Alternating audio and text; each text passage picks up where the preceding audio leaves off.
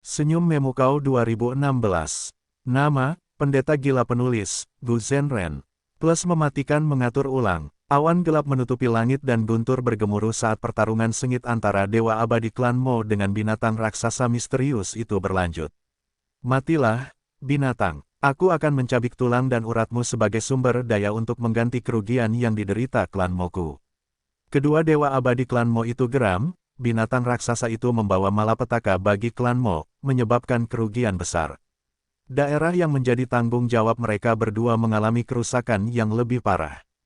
Kau ingin membunuhku. Selama pertempuran, binatang raksasa misterius itu tiba-tiba mengucapkan kata-kata manusia. Kedua Dewa Abadi Klan Mo terkejut dan jantung mereka berdebar kencang. Pada saat yang sama, binatang raksasa itu membuka mulutnya dan menjulurkan lidahnya yang panjang berwarna ungu merah. Lidah panjang itu bergerak dengan kecepatan yang mencengangkan dan menembus tubuh Dewa Abadi Klan Mo.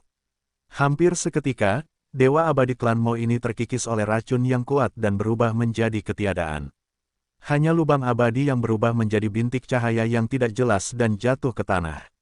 Kau adalah binatang purba legendaris. Sisa Gu Immortal Klan Mo merasa ngeri dan mundur dengan panik. Namun, sudah terlambat. Binatang raksasa misterius itu adalah King Chou. Ia tertawa dingin saat ki hantu mulai mengalir di sekitarnya. Lapisan ki hantu yang padat berubah menjadi sosok-sosok hantu yang menghalangi Gu Immortal Klan Mo. King Chou mendekat perlahan, bukankah kau ingin membunuhku dan mencabut tulang serta uratku? Gu Immortal Klan Mo berteriak ketakutan, ampuni aku milik Klan Mo. Ampuni aku dan Klan Mo tidak akan mengejarmu lebih jauh. Mengejarku. Mendengar ini, jejak kemarahan melintas di wajah King Chou. Kalian berdua idiot bahkan tidak tahu bahwa kalian sedang dimanfaatkan oleh orang lain. Pergi dan matilah. Ah! Gu Immortal Klan Mo menjerit kesakitan saat sosok-sosok hantu menerkam dan membunuh mereka. Setelah membunuh kedua Gu Immortal ini, King Chou melihat ke arah gurun. Pasir beterbangan liar di tanah, berubah menjadi monster raksasa. Itu adalah monster pasir yang tak terlupakan. Ini adalah bantuan yang dibawa oleh para Dewa Abadi Klan Mo. Mereka mampu menahan King Chou dengan menggunakannya. Namun, para Dewa Abadi Klan Mo tidak menyangka King Chou adalah binatang buas purba yang legendaris dengan kebijaksanaan yang melampaui manusia biasa. King Chou memanfaatkan kesempatan ini, berpura-pura menjadi binatang buas purba yang biasa saja, yang membuat para Dewa Abadi Klan Mo merasa puas diri dan mengendurkan kewaspadaan mereka. Kemudian dengan serangan balik King Chou yang ganas, para Dewa Abadi itu mati. Dengan kematian para Dewa Abadi Klan Mo, monster pasir purba ini tidak lagi terkendali, gerakannya mulai melambat dan ia berdiri di tanah sambil menatap King Chou. King Chou menatap monster pasir purba itu, enyahlah. King Chou menakuti monster itu tetapi aura hantu di sekitarnya semakin kuat, ia melihat ke suatu area di langit dan mencibir, dua cacing tercela, apakah kalian masih belum keluar? Saat kata-katanya keluar, dua makhluk abadi pengadilan surgawi, Peri Spiritual 9 dan Pengembara Hati Merah, perlahan-lahan menunjukkan diri mereka. Mereka melayang di langit berdampingan dan menatap King Chou. Sebelumnya, ketika Pengembara Hati Merah sedang mencari warisan sejati Laut Darah, ia dihalangi oleh Dewa Iblis Qijue. Setelah menyadari tujuan Dewa Iblis Qijue, Pengembara Hati Merah dengan tegas menyerah pada warisan sejati Laut Darah dan terus mengejar King Chou dengan Peri Spiritual 9. Bagaimanapun, masalah King Chou menyangkut rencana pengadilan surgawi. Dan, bahkan jika ia mendapatkan warisan sejati Laut Darah, itu hanya akan meningkatkan kekuatan Pengembara Hati Merah. Hal yang lebih penting menjadi jelas dengan satu pandangan. Peri Spiritual 9 dan Pengembara Hati Merah memiliki metode rahasia pengadilan surgawi, jadi mereka terus melacak dan segera menemukan King Chou. Namun, keduanya tidak berani bergerak gegabah. Ini adalah gurun barat, musuh ada di sekitar mereka, dan itu bukan wilayah kedua dewa ini. Jika mereka gegabah memulai pertarungan, dengan yang lainnya adalah binatang buas kuno yang legendaris, begitu pertarungan memasuki jalan buntu, Dewa Gu asli gurun barat akan ikut campur dan situasinya akan menjadi terlalu tidak stabil. Setelah beberapa diskusi, 9 peri spiritual berubah menjadi binatang buas kuno yang legendaris dan menghancurkan titik sumber daya di sekitarnya, menarik beberapa Dewa Gu Klan Mo. Kedua Dewa Klan Mo membawa monster pasir kuno tetapi mereka bahkan tidak dapat membuat King Chou mengeluarkan energinya, sebaliknya, King Chou menemukan jejak dua Dewa Pengadilan Surgawi. Dengan rencana mereka yang gagal dan King Chou mengungkap posisi mereka, dua dewa pengadilan surgawi menunjukkan diri dan menyerang. Bum bum bum. Kedua dewa itu sama-sama peringkat 8 dan memang luar biasa. Gerakan mereka keras dan serangan mereka seperti gelombang yang tak henti-hentinya. King Chou segera jatuh ke dalam posisi yang tidak menguntungkan. Namun, King Chou adalah binatang buas yang tak terlupakan, tubuhnya sangat kuat dan tebal, tidak ada cedera bahkan setelah terkena beberapa gerakan pembunuh tingkat 8. Setelah puluhan kali bertarung, ia menjadi terbiasa dengan teknik para dewa pengadilan surgawi dan mulai perlahan-lahan membalikkan keadaan. Namun, ini tidak berlangsung lama, gelombang Qi mulai muncul. Itu karena lubang abadi dari para dewa klan Mo yang telah mati telah membuka pintu masuk dan mulai menyerap Qi langit dan bumi untuk menstabilkan diri mereka. Terdapat perbedaan dalam Qi langit dan bumi di kedua lubang abadi ini dan dunia luar, dan seiring dengan dampak yang terakumulasi dari pertarungan antara Dewa Gu dan King Chou, terbentuklah gelombang Qi raksasa. King Chou mengalami pembatasan berat dalam gelombang Qi, kekuatannya turun drastis. Sebaliknya, kedua dewa pengadilan surgawi telah menawarkan lubang abadi mereka dan hanya memiliki lubang hantu, sehingga mereka tidak terlalu terpengaruh dalam gelombang Qi. King Chou meraung dan berjuang tetapi semuanya sia-sia. Kemudian ia menyadari bahwa kedua dewa pengadilan surgawi masih memiliki lapisan perencanaan lain. Mereka tidak hanya menggunakan dua dewa gurun barat, mereka bahkan menghitung lubang abadi mereka dalam rencana mereka. Tepat saat King Chou bertarung dengan sengit, Peng Da menggelengkan kepalanya dan membuka matanya. Di mana aku? Setelah beberapa saat linglung, ia menyadari bahwa ia sedang digendong oleh Mo Li dan mereka bergerak di atas bukit pasir yang besar. Paman, kau menyelamatkanku lagi. Peng Da mendesah. Kau sudah bangun. Mo Li tersenyum. Paman, kau bisa menurunkanku. Namun Mo Li menggelengkan kepalanya, luka-lukamu parah.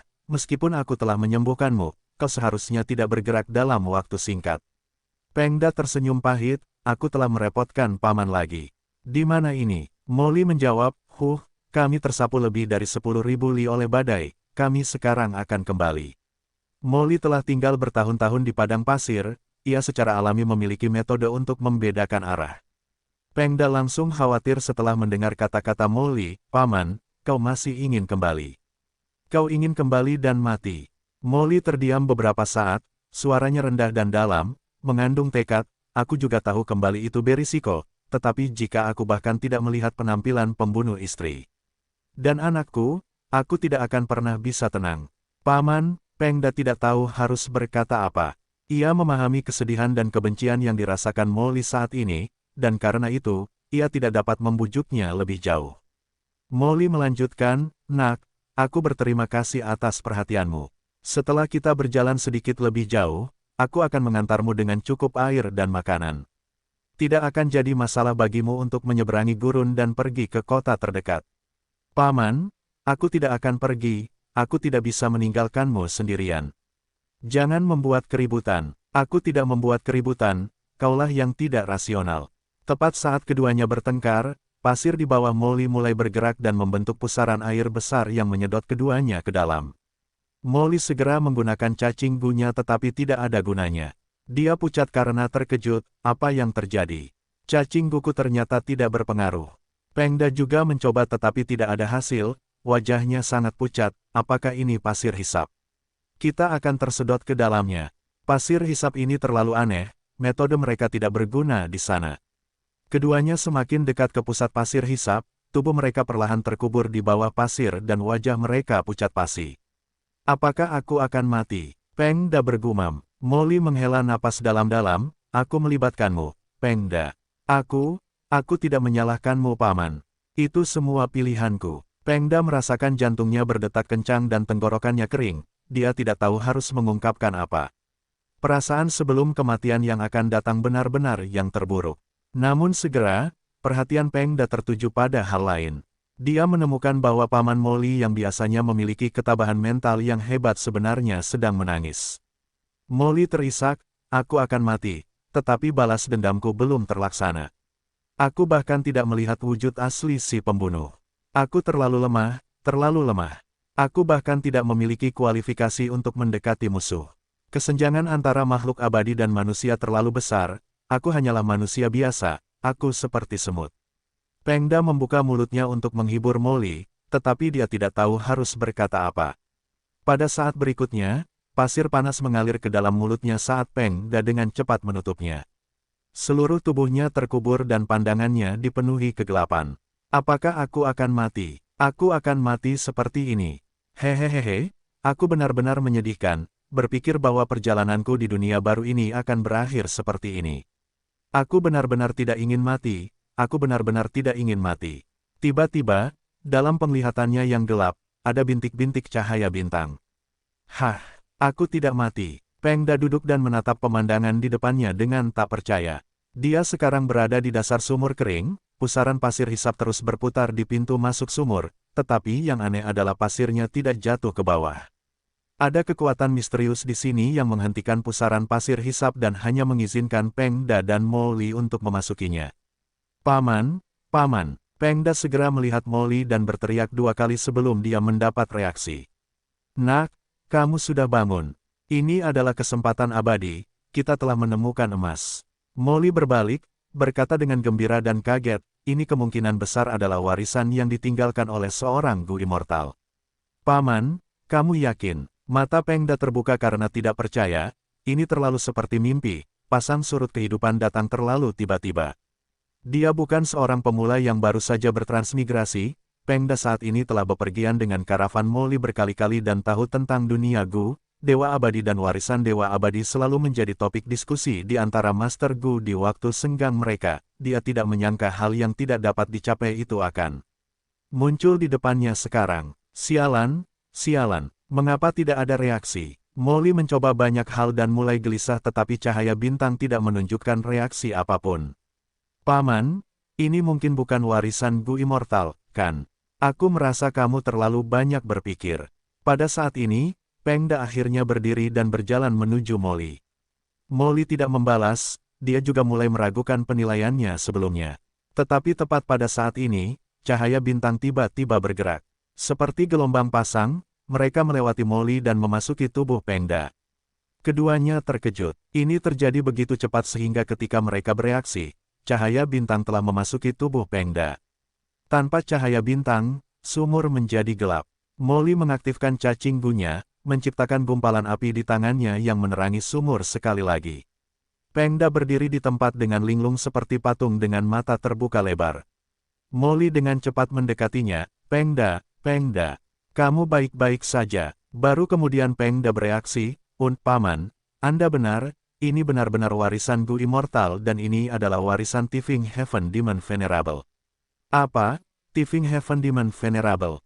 Molly terguncang. Mereka juga memiliki banyak pemahaman tentang keberadaan yang terhormat.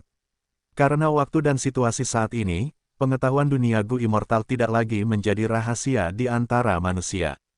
Tatapan Molly berubah sedikit rumit, ini berarti, Pengda, Anda adalah iblis dunia lain.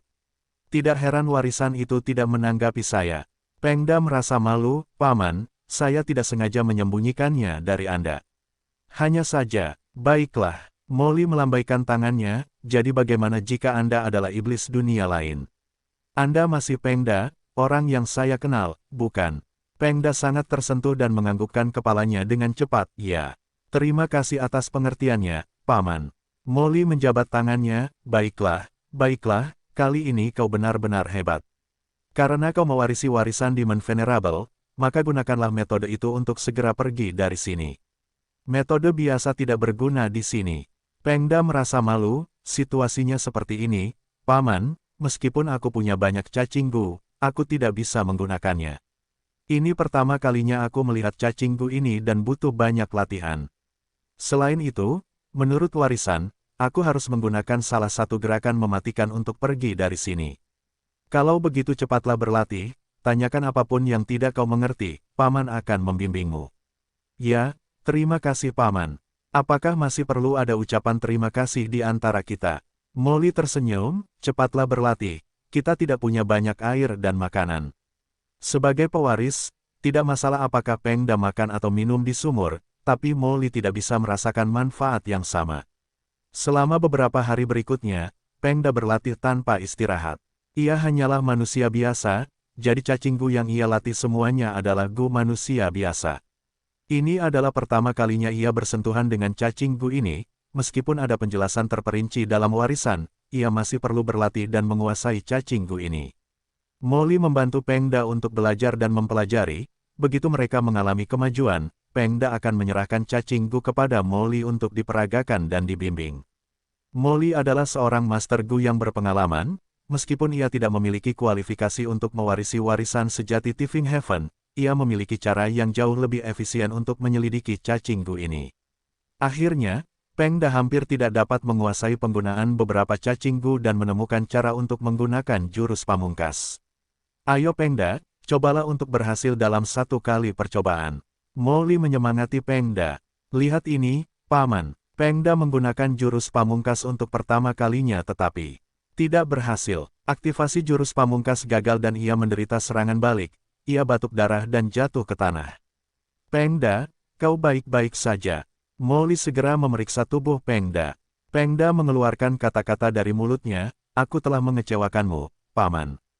Tapi yakinlah, aku pasti akan, Tiba-tiba, matanya terbuka lebar.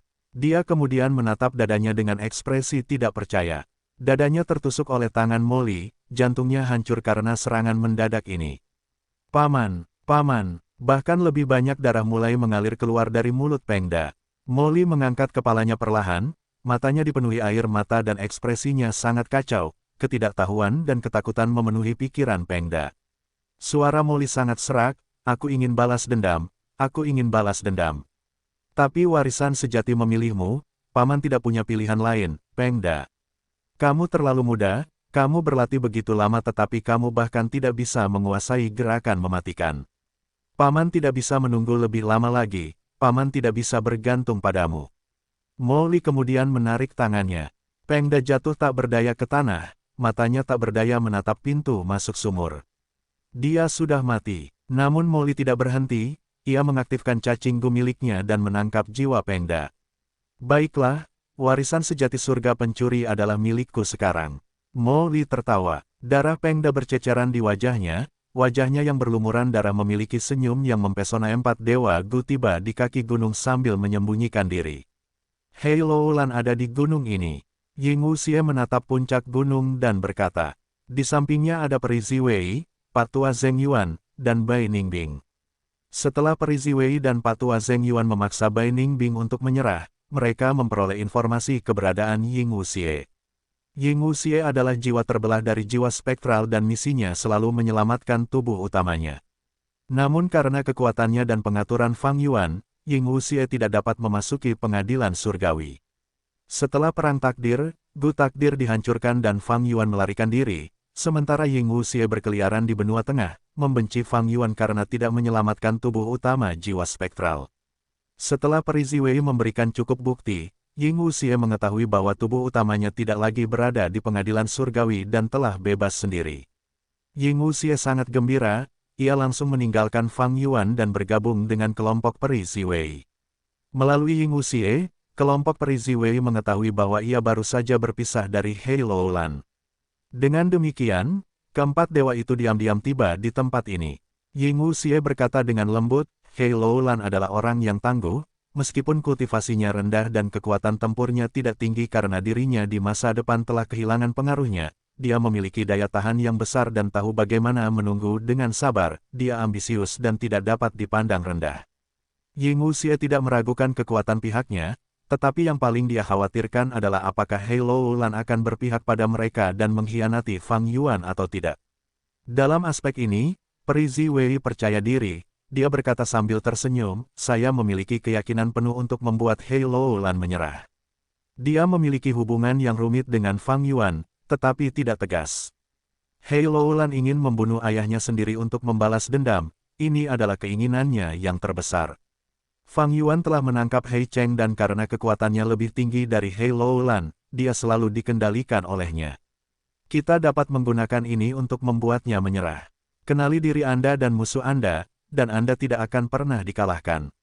Dulu, Peri Ziwei mencoba berbagai cara untuk menyimpulkan posisi Fang Yuan, tetapi tidak dapat berbuat apa-apa karena Fang Yuan licin seperti belut dan aspek jalur kebijaksanaannya yang paling terampil adalah dalam menghalangi deduksi.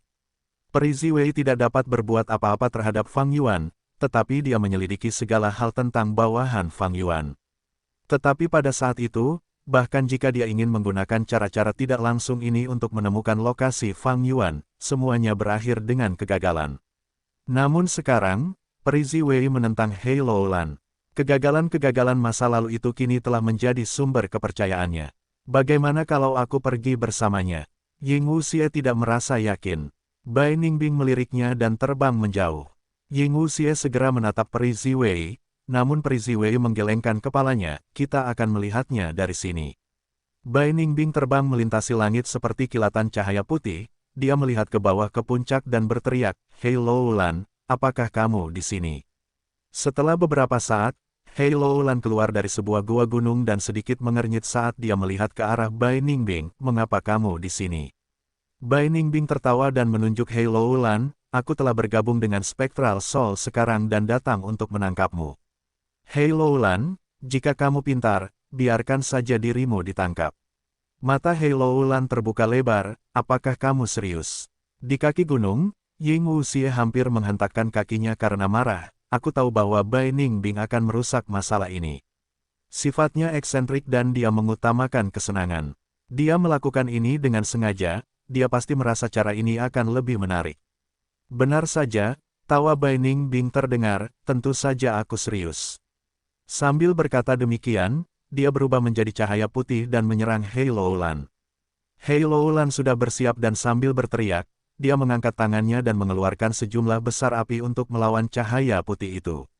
Bai Ningbing terkejut dan dipaksa kembali ke langit. Namun, dia tampak lebih bersemangat, metode jalur api. Kau benar-benar berubah ke jalur ini. Haha, menarik, aku sudah ingin melawanmu. Tapi berapa lama kau bisa menghalangiku? Jurus pembunuh abadi, Bai Xiang.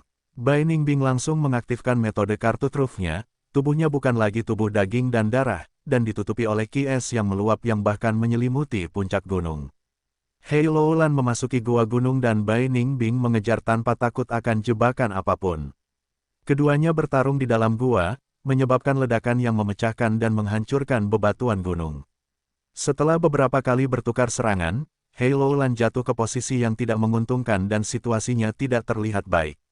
Bakat, temperamen, dan bakat alami Hei Loulan berada di level teratas, tetapi peruntungannya tidak baik dan dia bertemu Fang Yuan terlalu dini. Fang Yuan mendominasinya dan menggunakan Hei Cheng untuk mengendalikannya, yang sangat memengaruhi kultivasinya. Kekuatan Ki Gu Abadi Hei Loulan, kekuatan Gu Abadi beruang terbang, dan kekuatan diri Gu Abadi menjadi milik Fang Yuan. Gu Abadi perbudakan juga dipinjam oleh Fang Yuan dan dikonsumsi. Gu Abadi pengalih bencana hancur ketika dia mengalami kesengsaraan. Selama periode Perang Takdir, Hei Loulan hampir selalu mengandalkan jurus pembunuh diri masa depan. Begitu diri masa depan hancur, Hei Loulan kembali ke dirinya sebelumnya. Fang Yuan tidak memanggilnya kembali, Hei Loulan juga memiliki ambisi dan tidak ingin dikendalikan oleh Fang Yuan, jadi dia aktif mencari cara untuk bebas. Dia memiliki warisan sejati bibinya, dan setelah cukup merenung, dia dengan tegas berubah untuk mengolah jalur api Blazing Heaven Demones. Namun sayangnya, sebelum dia memiliki kemajuan yang baik, dia ditemukan oleh Peri Ziwei dan sekarang dikejar oleh Bai Ningbing. Hei Loulan merasa getir di dalam, dia ingin mundur tetapi dikejar oleh Bai Ningbing.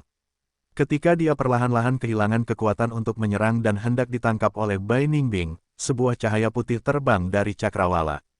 Cahaya putih ini tampak lambat tetapi sangat cepat, bentuk Bai Xiang milik Bai Ningbing sebenarnya tidak dapat menghindarinya dan tertabrak. Dalam sekejap, Bai Xiang membeku di udara, tidak lagi bergerak. Hei Loulan punya bala bantuan. Ying Wuxie terkejut. Bukan bala bantuan, ini seharusnya anggota Longevity Heaven. Peri Ziwei berkata sambil tersenyum. Ying Wuxie menyadari, Peri Ziwei telah memperhitungkan sifat Bai Ningbing, tujuan utamanya adalah menggunakan Bai Ningbing untuk memicu penyergapan Longevity Heaven. Alasan dia tidak mengirim Ying Wuxie sebenarnya karena dia ingin melindunginya. Ying Wuxie adalah klon Spectral Soul, dia benar-benar salah satu dari mereka. Dan Bai Ningbing, yang merasuki Bai Xiang, adalah kandidat yang tepat untuk menyelidiki penyergapan itu. Ini adalah jurus pembunuh jalur waktu, apakah itu Fang Yuan? Hei Loulan memiliki ekspresi yang rumit saat dia melihat ke arah cakrawala melalui celah-celah di gua. Altar keberuntungan bencana rumah gua abadi peringkat 8 muncul di cakrawala, dan dalam sekejap, tiba di tengah medan perang. Altar keberuntungan bencana memancarkan cahaya kuat yang menyinari Bai Ningbing yang tidak bergerak. Meskipun jurus pembunuh Bai Xiang luar biasa, altar keberuntungan bencana adalah rumah gua abadi peringkat 8 yang secara pribadi diciptakan oleh Giant Sun Immortal Venerable. Jika Bai Ningbing diserang langsung, kematiannya sudah pasti. Peri Ziwei bergerak cepat, memancarkan aurora ungu untuk menutupi Bai Ningbing sambil menghalangi cahaya kuat altar keberuntungan bencana. Aku penasaran siapa orang itu, ternyata dia adalah pemimpin pengadilan surgawi yang kalah. Suara Bing Sai Chuan datang dari altar keberuntungan bencana. Peri Ziwei menggelengkan kepalanya sedikit dan terbang ke langit bersama Pak Tua Zheng Yuan. Kita sudah bergabung dengan Tuan Jiwa Hantu. Kita tidak lagi berada di faksi pengadilan surgawi. Bing Sai Chuan mencibir, seolah aku peduli di pihak mana kau berada. Hei Loulan adalah keturunan surga panjang umurku, dia adalah anggota dataran utara. Jangan pernah berpikir untuk menyakitinya. Peri Ziwei membalas, 5 wilayah telah bergabung, semua tembok wilayah telah menghilang, apa maksudmu dengan dataran utara? Kita harus bertarung untuk memutuskan kemana Hei Loulan akan pergi. Bing Sai Chuan tidak berbicara omong kosong, dia langsung mengendalikan altar keberuntungan bencana untuk bertabrakan dengan Peri Ziwei. Pertarungan besar pun terjadi. Hei Loulan dan Bai Ningbing berhasil dikendalikan, tidak bisa bergerak. Wajah Hei Loulan pucat pasi, dia sepenuhnya menyadari bahwa baik pengadilan surgawi maupun surga panjang umur, mereka mencoba menggunakannya untuk mencari petunjuk tentang Fang Yuan. Ini adalah hasil dari tingkat kultivasinya yang rendah. Dia telah menjadi objek perebutan kedua belah pihak. Tidak ada yang bertanya apakah dia bersedia atau tidak. Pertarungan ini tidak berlangsung lama, kedua belah pihak menahan diri. Peri Ziwei lah yang mengambil inisiatif untuk berhenti, tidak perlu bertarung lagi, tidak ada salahnya memberikan Hei Loulan kepadamu. Bing Sai Chuan memiliki altar keberuntungan bencana rumah gua abadi sementara Peri Ziwei tidak memiliki papan catur konstelasi bintang dan berada dalam kondisi lemah. Alasan dia menyerang adalah karena dia ingin memicu gelombang Qi dan menggunakannya untuk mengklaim kemenangan. Namun Bing Sai Chuan jelas mengetahui rencana Peri Ziwei dan membuat altar keberuntungan bencana menggunakan seluruh kekuatannya. Peri Ziwei melihat pertempuran semakin sengit dan tahu pihaknya harus menggunakan kekuatan penuh mereka jika mereka ingin bertahan sampai gelombang Qi tiba, jadi dia langsung memilih untuk berhenti. Kita memiliki tujuan yang sama, tidak peduli di mana Hei Loulan berakhir.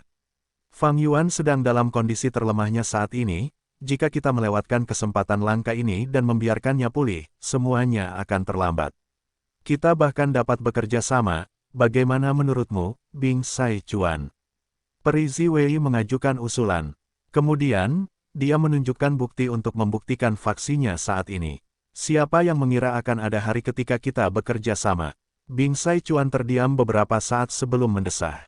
Kedua belah pihak memiliki pendukung yang terhormat dan mereka berdua ingin membunuh Fang Yuan. Mereka memiliki kualifikasi untuk bekerja sama serta tujuan yang sama, jadi bekerja sama memang merupakan pilihan yang bijaksana. Altar keberuntungan bencana melayang di udara, ada tebing tinggi di kedua sisi, sementara di bawahnya ada kegelapan yang tak terduga.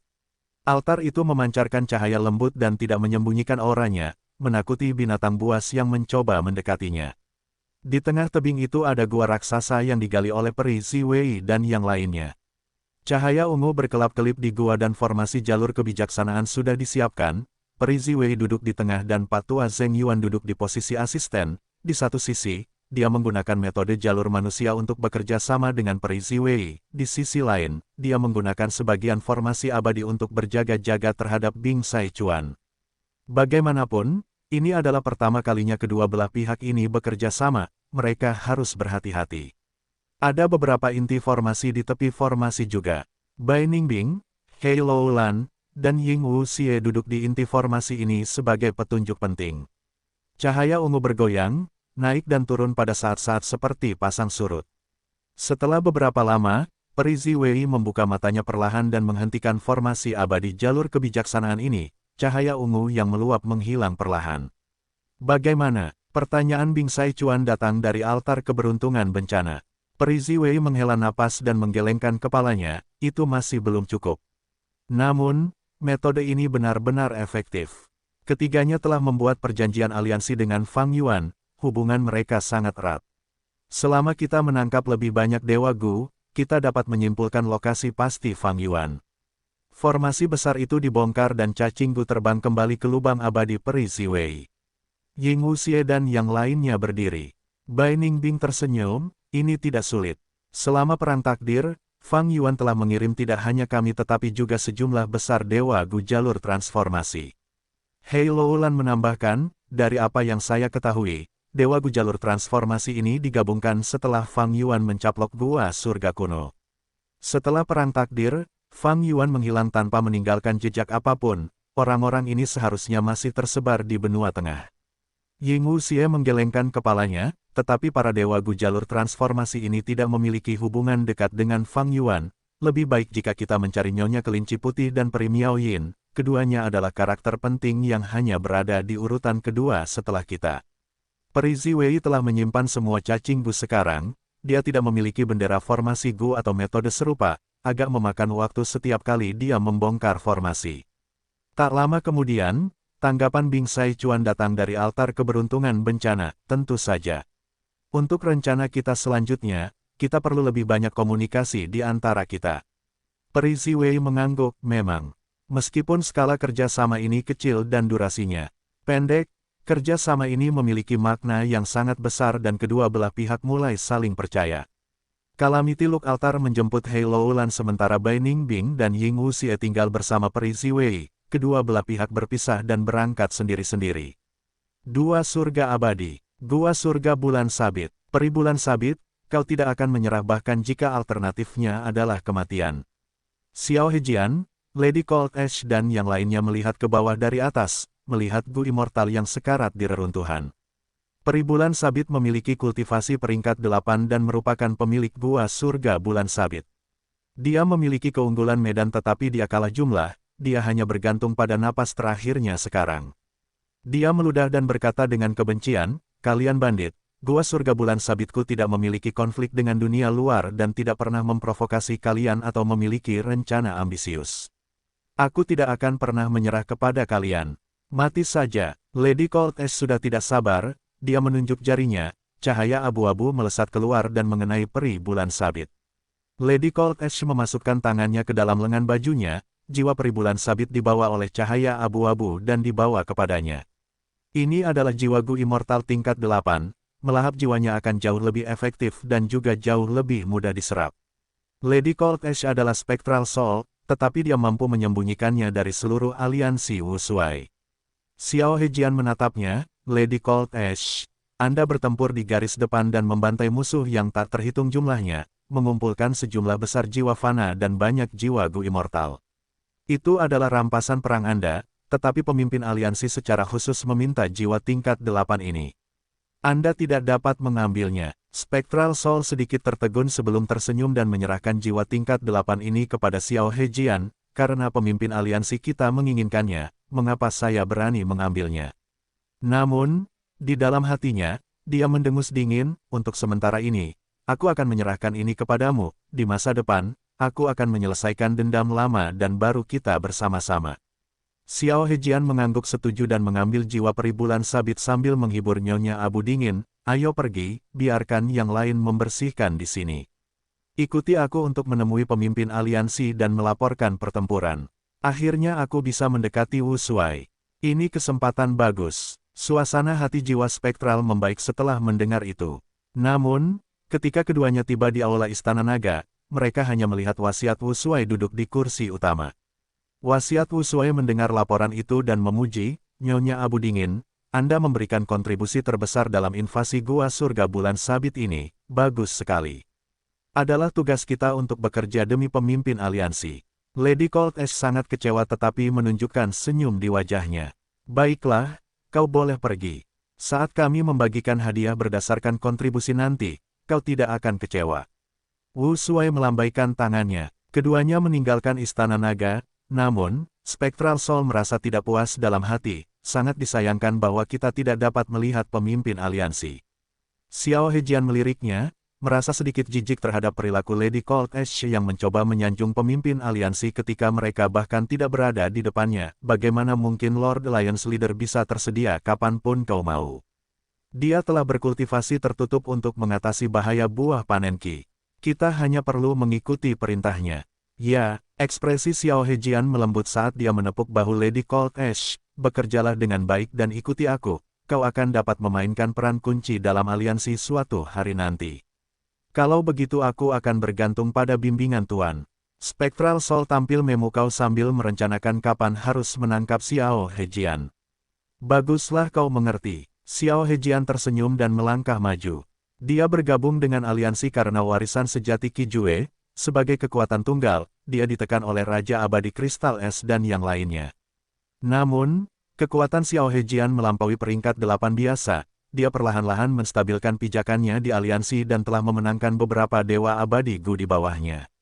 Penampilan Nyonya Abu Dingin sangat luar biasa dalam pertempuran terakhir dan dia telah menunjukkan kekuatan pertempuran yang luar biasa. Jadi meskipun dia manusia murni, Xiao Hejian ingin menariknya ke pihaknya. Di sisi lain, petik 2, Nenek Kerangka telah tiba, teriak penjaga pintu. Nenek Kerangka memasuki aula dan melihat leluhur Laut Qi di kursi utama. Dia dengan cepat menangkupkan tangannya dan membungkuk, langsung ke intinya, surga gua kerangka bersedia berada di bawah leluhur Laut Qi. Leluhur Laut Qi mengangguk, hahaha, Nenek Kerangka, kamu bijaksana. Kamu tidak akan menyesal bergabung dengan pihakku. Nenek Kerangka menghela napas dan bertanya, aku ingin tahu kapan Tuan Leluhur dapat menyingkirkan masalah buah panen Qi. Aku telah membuat kemajuan yang baik dalam hal ini, kamu dapat yakin. Fang Yuan mengganti topik. Surga Gua Kerangka adalah yang paling dekat dengan surga Gua Bulan Sabit. Surga Gua Bulan Sabit kini telah jatuh ke pihak Wu Shuai. Aku bersedia mengirim pasukan dan menempatkan beberapa dewa Gu di surga Gua Kerangka. Kuharap kalian dapat bekerja sama. Nenek Kerangka mendesah, meskipun Fang Yuan tidak menunjukkan kemampuan untuk mengatasi bahaya buah panen Qi. Karena kondisi dunia luar, Nenek Kerangka hanya dapat menundukkan kepalanya dan bergabung dengannya. Dengan situasi saat ini, sungguh tidak ada lagi yang bisa kulakukan. Saat ini, hampir tidak ada surga gua yang tidak berafiliasi yang tersisa di dua surga kuno. Mereka telah bergabung dengan Wu Shuai atau telah direkrut oleh leluhur Laut Qi. Aku ingin tahu seperti apa masa depan nanti. Nenek Kerangka tidak mendapatkan jawaban yang diinginkannya dan pergi dengan cemas. Tekanan pada Fang Yuan juga meningkat. Seorang ahli jalur kebijaksanaan hebat baru saja menyimpulkan tentangku. Kekuatannya juga cukup tinggi. Sepertinya Peri Ziwei. Peri Ziwei sedang menyimpulkan keberadaan Fang Yuan. Fang Yuan secara alami merasakannya. Ini sama seperti kontes metode jalur kebijaksanaan keduanya melintasi ruang angkasa. Menurut keberuntunganku, situasi ini tidak terlihat bagus. Malapetaka fatal sudah dekat, bahaya mengintai di mana-mana, dan hanya ada sedikit harapan.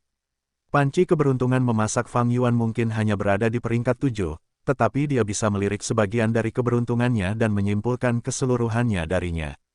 Fang Yuan telah membuat kemajuan positif mengenai buah panen Qi. Namun, ia masih bingung tentang cara memurnikan tanda Dao jalur surga. Ia menyadari bahwa jejak harapan ini jatuh pada tanda Dao jalur surga. Hanya dengan memurnikan tanda Dao jalur surga dan memulihkan kekuatannya, ia dapat terbebas dari malapetaka yang akan datang. Jika ia tidak dapat memurnikannya atau tidak memurnikannya tepat waktu, itu akan berbahaya. Tetapi, di manakah titik terobosan yang kucari ini? Pertarungan sengit tingkat 8 masih terus berlanjut. King Chou meraung, lidahnya melesat secepat kilat. Bam bam bam, sosok-sosok merah darah yang mengelilingi King Chou dengan mudah ditusuk dan dihancurkan oleh lidahnya. Setiap kali sosok-sosok merah darah itu meledak, wajah Red Heart Traveler akan berubah menjadi lebih pucat. Alisnya berkerut dan giginya terkatup rapat, tetapi semangat juangnya tidak berkurang saat dia menggunakan seluruh kekuatannya untuk mempertahankan jurus pamungkas di medan perang. Red Heart Traveler tidak akan bisa bertahan lama seperti ini. 9 peri spiritual, yang sedang melawan King Chou, telah memperhatikan kondisi Red Heart Traveler. Mereka telah mengikat King Chou dengan sangat susah payah. Red Heart Traveler telah menggunakan jurus pamungkas di medan perang dan mampu menjebak binatang buas kuno yang legendaris ini untuk sementara waktu. Namun, King Chou memiliki kecerdasan yang sebanding dengan manusia. setelah menyadari bahwa dia tidak dapat melepaskan diri dari jurus pamungkas di medan perang ini, dia memusatkan serangannya pada Red Heart Traveler untuk menerobos. Begitu Red Heart Traveler tidak dapat bertahan, medan perang akan menghilang dan King Chou dapat keluar dengan bebas. Dengan pengalaman ini, ia pasti akan sangat waspada dan hampir mustahil untuk menangkapnya lagi dalam waktu singkat. Baiklah, aku hanya bisa menggunakan jurus itu. 9 peri spiritual menggertakkan giginya dan membuat keputusan besar. Jurus pembunuh abadi, 9 transformasi spiritual. Tubuhnya tiba-tiba bergetar saat ia berubah kembali ke wujud manusianya. Ia adalah ahli jalur transformasi yang hebat dan seharusnya jauh lebih kuat setelah berubah ke wujud lain. Namun saat ini, meskipun ia kembali ke wujud manusianya, auranya melonjak dan ia bahkan lebih kuat dari dirinya sebelumnya. 9 cahaya spiritual melesat keluar satu demi satu dari lubang abadi dan membentuk penghalang cahaya 9 warna yang sangat besar. Penghalang itu memiliki 9 lapisan dengan warna yang berbeda. King Chou telah berkonsentrasi pada Red Heart Traveler, jadi ia merasakan guncangan hebat dari ledakan tiba-tiba 9 peri spiritual dan dengan cepat membagi beberapa serangannya ke arahnya. Namun pada tahap ini, jurus pembunuh 9 transformasi spiritual telah selesai dan tidak memiliki kekurangan. 9 peri spiritual meraung dengan jelas, penghalang 9 warna bergetar dan 9 lapisan cahaya bercampur menjadi satu, menjadi sangat menyilaukan.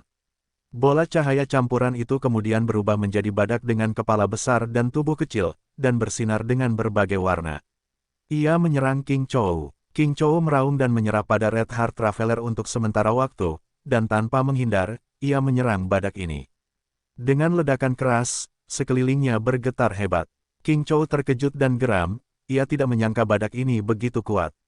Sejauh yang diketahuinya, badak warna-warni ini tembus pandang dan bahkan dapat melihat 9 peri spiritual yang berada di tengah, tidak ada perasaan bahwa itu adalah transformasi yang solid.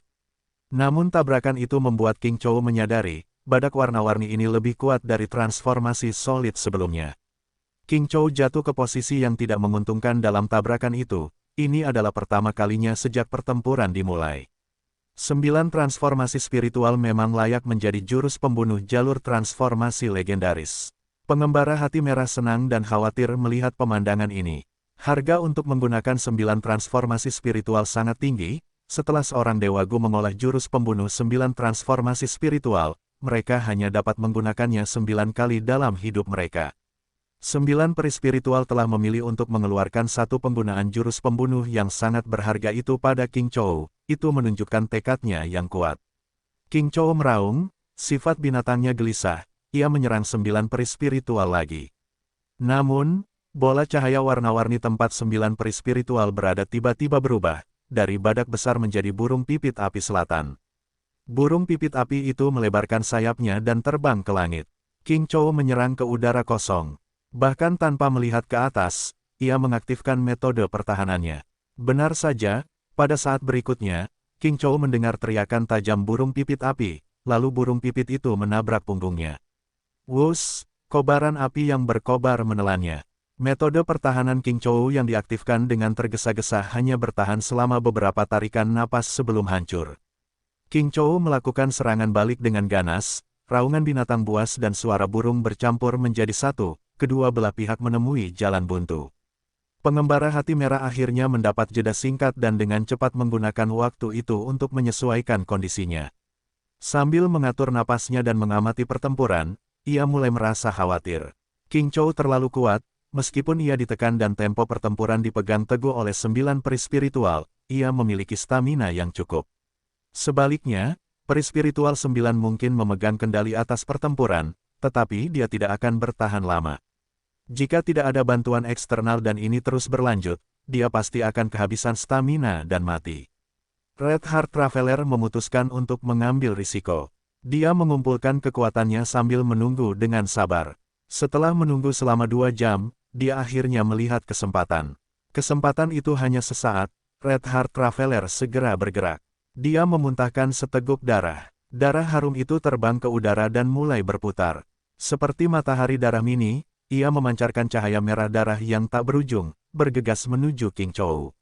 Meskipun King Chou sedang dalam pertempuran sengit dengan 9 peri spiritual, ia tidak pernah lengah terhadap pengembara hati merah. Akan tetapi, ketika ia menggunakan jurus pamungkasnya untuk menghalangi bola darah kecil ini, jurus itu tidak berguna. Bola darah itu tampak seperti ilusi, ia melewati penghalang dan mengenai dada King Chou, berubah menjadi lambang matahari merah. Ekspresi King Chou langsung berubah, ia bisa merasakan bahwa setiap gerakannya diikat oleh lambang matahari merah.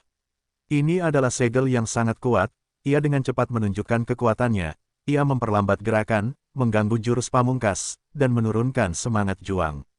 Sialan, sialan, King Chou meraung dan mulai menyerang dengan liar. 9 peri spiritual menggunakan seluruh kekuatannya untuk menahan King Chou, tetapi ia dipukul mundur sedikit demi sedikit. Dengan ledakan keras, King Chou akhirnya berhasil menembus jurus pamungkas medan perang pengembara hati merah.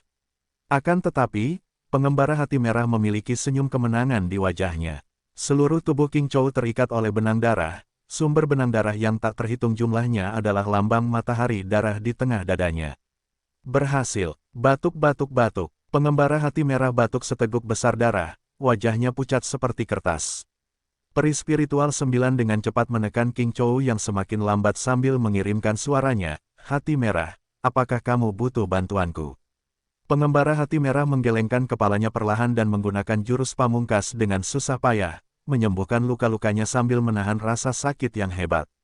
Peri spiritual 9 menghabiskan banyak upaya sebelum akhirnya menekan King Chou. Melihat King Chou, yang terikat oleh benang darah seperti mumi, peri spiritual 9 memuji, metode apa ini, itu benar-benar dapat menangkap King Chou. Pengembara hati merah hampir tidak dapat menjawab, ini adalah jurus sementara yang aku buat, aku belum menamainya. Peri spiritual 9 melihat ke arah hati merah, sedikit melebarkan matanya, aku benar-benar kagum. Red Heart Traveler menggelengkan kepalanya, tersenyum pahit, jangan terlalu meremehkanku. Aku mendeteksi bahwa Gu Vital King Chou adalah Gu kebencian tingkat 8, jadi aku melakukan gerakan ini. Jika itu adalah binatang purba legendaris lainnya, gerakan ini akan menjadi lelucon. Aku bisa memiliki kesempatan untuk menggunakan gerakan ini karena kamu tidak ragu untuk mengaktifkan 9 transformasi spiritual.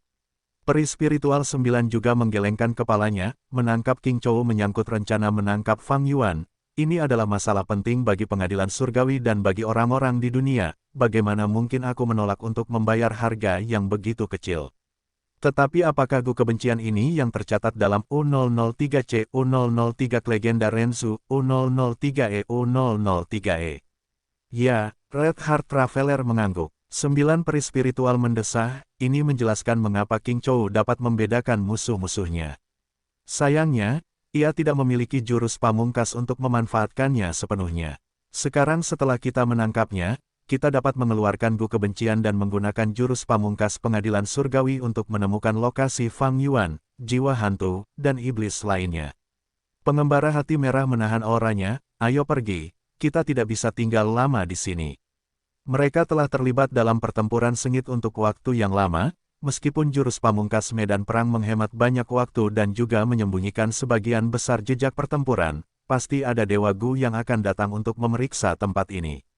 Belum lagi pasukan lain, pasukan klan Mo yang berkumpul mungkin sudah bergegas dalam perjalanan mereka.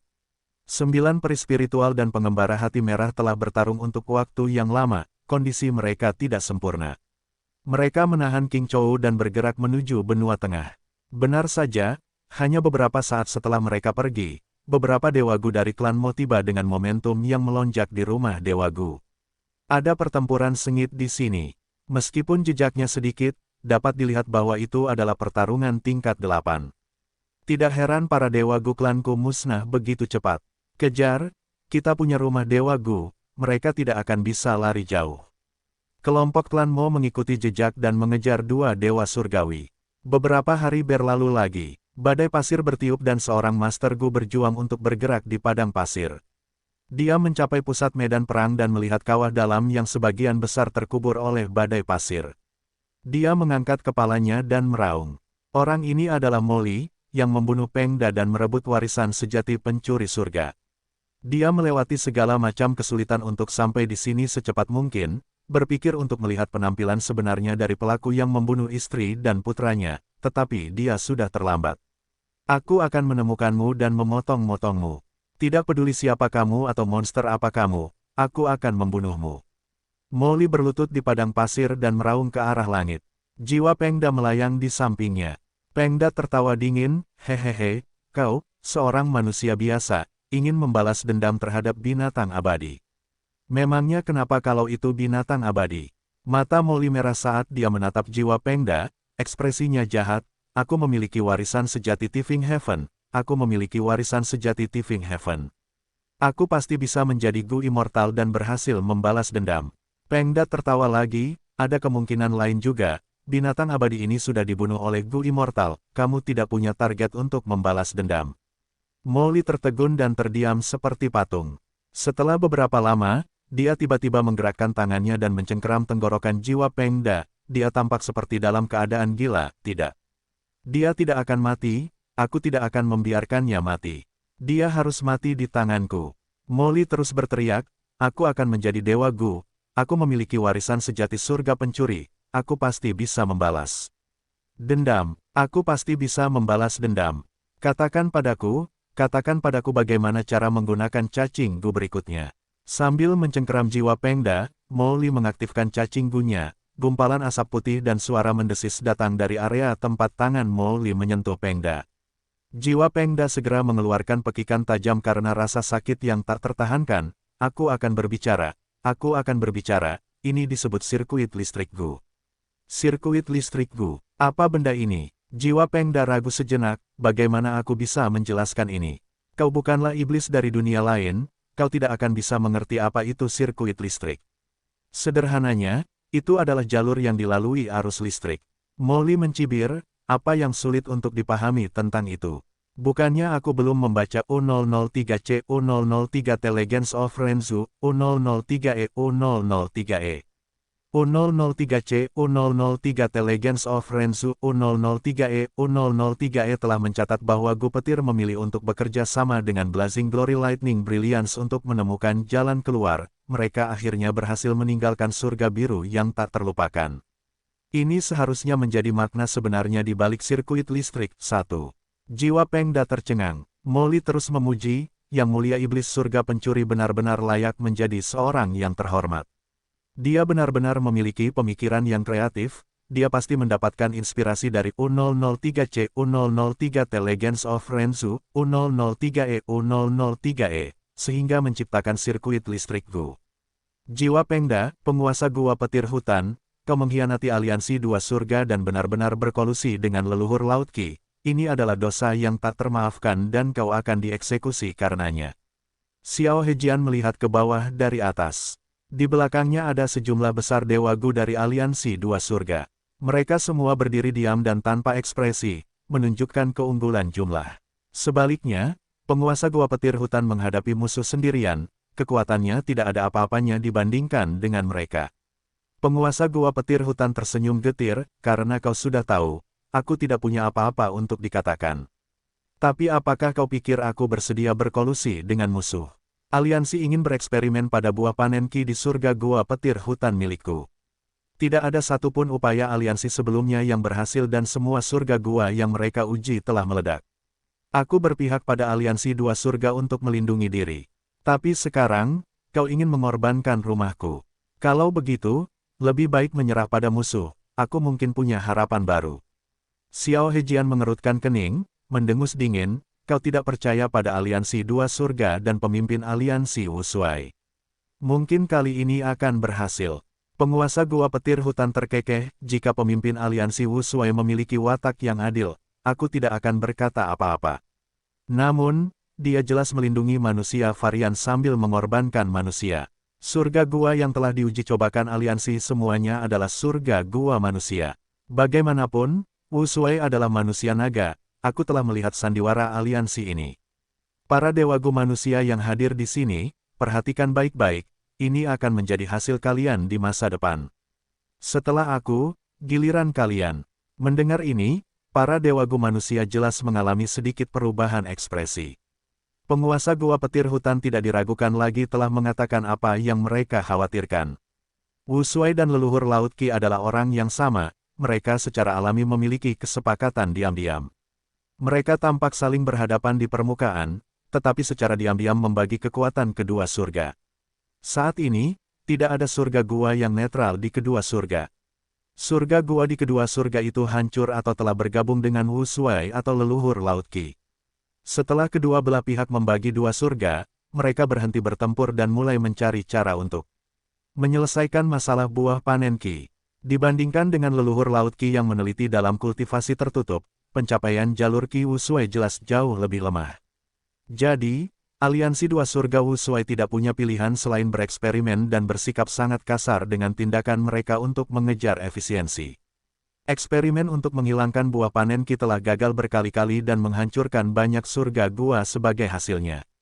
Dia benar-benar orang yang malang, leluhur Laut Qi dan Wu Shuai pada dasarnya adalah orang yang sama. Leluhur Laut Qi adalah tubuh utama Fang Yuan dan dia memberitahu Wu Shuai secara langsung. Wu Shuai kemudian mengirim perintah kepada Xiao Hejian untuk mengumpulkan beberapa dewa Gu untuk menghukum pengkhianat itu. Melihat penguasa gua petir hutan, Xiao Hejian mencibir diam-diam dan berkata dengan tidak sabar, siapa yang akan menangkap penjahat ini? Nyonya Abu Dingin melangkah maju seolah-olah dia ingin menjadi pelopor, biarkan aku. Xiao Hejian mengangguk, bagus. Nyonya Abu Dingin langsung menyerang penguasa gua petir hutan. Xiao Hejian dalam hati senang dan berpikir, Abu Dingin itu tanggap dan memiliki banyak kemampuan. Upayaku untuk memenangkannya tidak sia-sia. Nyonya Abu Dingin bertarung dengan penguasa gua petir hutan, keduanya berada di peringkat 8 dan saling serang, tidak ada yang menyerah selangkah pun. Dewa Gu lainnya dari aliansi dua surga menyaksikan pertempuran dari atas awan. Dalam pertarungan antara Dewa Gu, agar serangan kelompok berhasil, mereka akan memperhatikan kerjasama. Jalan yang berbeda akan menyebabkan konflik antar tanda Dao, jika tidak ada kerjasama yang terampil, itu malah akan membuang-buang usaha mereka. Tentu saja, ini tidak menghalangi para Gu Immortal yang mengamati untuk mengumpulkan energi mereka dan menyerang ketika ada kesempatan. Namun, para Gu Immortal dari aliansi dua surga tidak menemukan kesempatan untuk menyerang secara diam-diam. Lady Cold Ash secara bertahap memperoleh keunggulan dan kendali atas pertempuran tersebut. Penguasa gua petir hutan melihat situasinya buruk dan segera melarikan diri ke bawah tanah. Bagaimanapun juga, Lady Cold Ash adalah penyamaran jiwa hantu, bagaimana mungkin penguasa gua petir hutan bisa menjadi tandingannya? Kebuntuan sebelumnya hanyalah tipuan, itu tidak lebih dari tindakan jiwa hantu. Xiao Hejian melihat penguasa gua petir hutan melarikan diri dan tertawa terbahak-bahak, kejar. Para abadi mengejar. Mereka tidak peduli dengan surga gua petir hutan yang besar dan hanya menargetkan penguasa gua petir hutan. Selama mereka menyingkirkan satu-satunya peringkat 8 ini, perlawanan lainnya tidak akan menjadi masalah. Mereka bahkan mengambil inisiatif untuk menjaga keamanan gua surga Forest Lightning, lagi pula, gua surga ini perlu diuji dan mereka akan memiliki andil dalam pembagian sumber daya di dalamnya. Penguasa gua Forest Lightning terus bergerak jauh di bawah tanah. Nyonya Cold Ash tidak mengejar dan tetap berada di samping Xiao Hejian.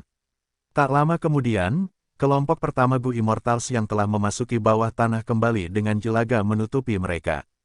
Ketika dia memperoleh laporan mereka, Xiao Hejian sedikit tertegun, ada hal seperti itu. Ada hutan petir jauh di bawah tanah. Para Gu Immortals yang kembali tentu saja membawa bukti. Melalui metode yang mirip dengan bayangan-bayangan Gu, para dewa aliansi dua surga melihat hutan petir yang luas. Di bawah tanah yang gelap gulita, kilat menyambar dan guntur bergemuruh setiap saat. Kilatan petir membentuk pohon perak yang tinggi.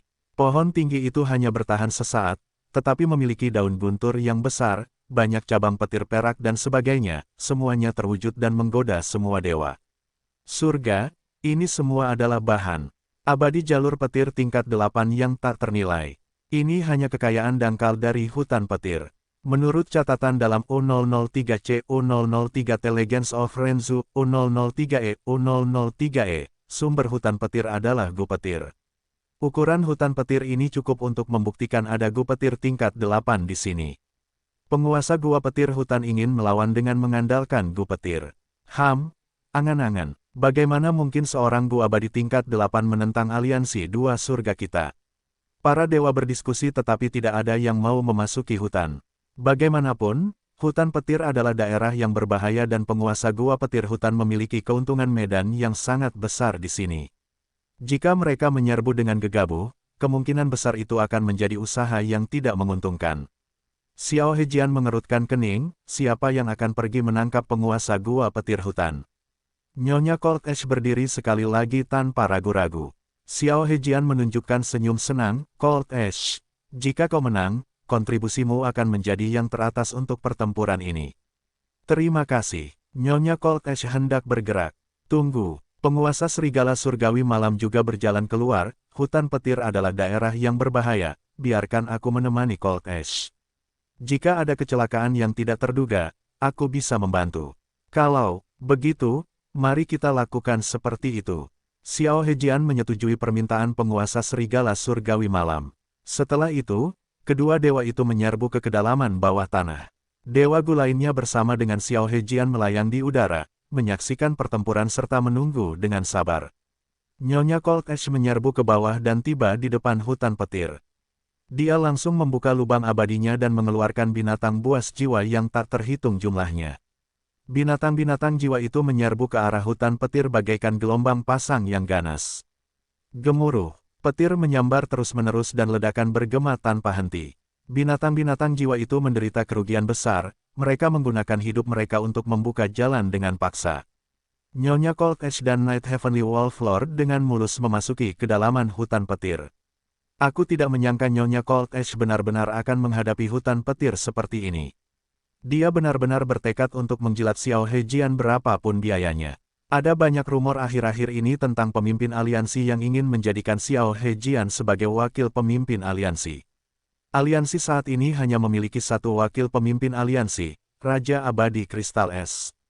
Tidak aneh bagi Tuan Wu Shuai untuk membuat pengaturan ini untuk menjaga keseimbangan antara bawahannya. Nona Cold Ash mungkin seorang dewa abadi manusia tetapi dia tidak ingin memiliki hasil yang sama dengan Tuan Gua Petir Hutan. Jadi dia dengan sepenuh hati ingin naik pangkat di aliansi, dia melakukan yang terbaik untuk melindungi surga guanya.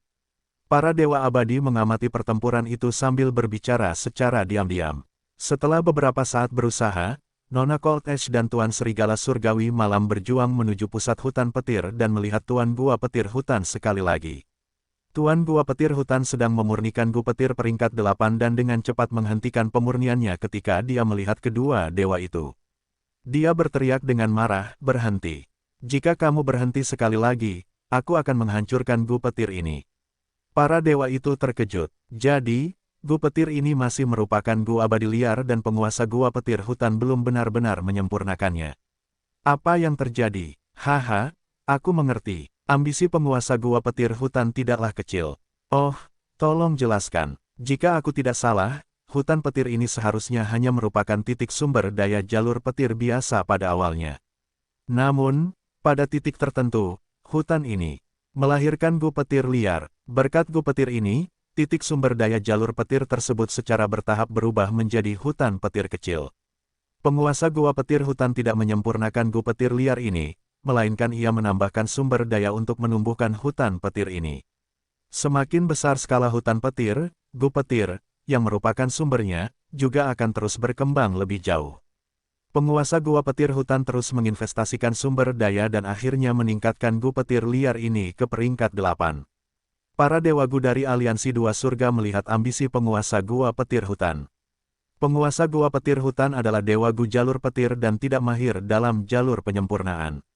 Namun, hutan petir ini tercipta secara alami, itu hanyalah Gu yang disempurnakan oleh alam itu sendiri. Penguasa Gua Petir Hutan dengan cerdik meminjam kekuatan alam dan menambahkan momentum ke fondasi aslinya, tujuannya adalah untuk memajukan Gu Petir ke level 9. Dan selama proses ini, jika dia memurnikan Gu abadi liar ini, proses pemurnian Gu alam akan terganggu dan tidak dapat dipulihkan. Dengan demikian, penguasa Gua Petir Hutan telah membiarkan Gu Petir liar ini dalam keadaannya dan tidak memurnikannya.